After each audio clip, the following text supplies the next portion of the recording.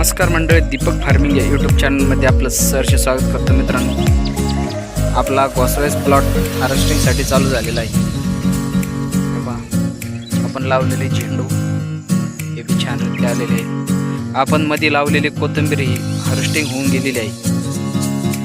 तेव्हा आता घोसाळीची सेटिंग ही बी चांगल्या प्रमाणात झालेली आहे. मित्रांनो,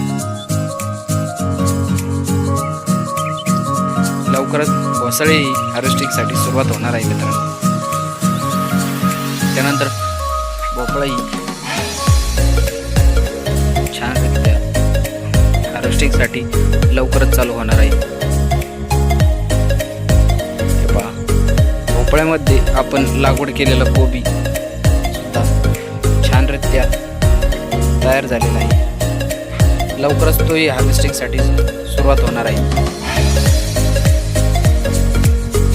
भोपळ्याला सुद्धा चांगले फूल लागलेले आहे व लवकरच सेटिंग होऊन आपला भोपळा सुद्धा हार्वेस्टिंगसाठी सुरुवात होणार आहे. तेव्हा एकदम छानरित्या कोबी सुद्धा तयार झालेला आहे.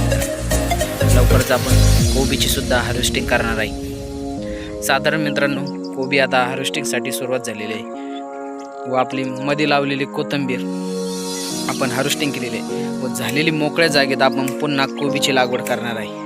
ते कशारित्या करणार आहे ते आपणास मी पलीकडे प्लॉटमध्ये मी पुन्हा काही लाईनमध्ये कोबीची रोपी लावलेली आहे ते आता तुम्हाला दाखवतो.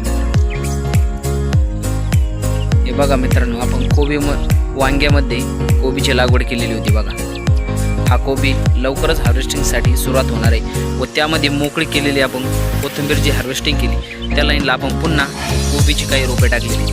तेव्हा ह्या लाईनला पण टाकली, ह्या पण लाईन टाकलेली.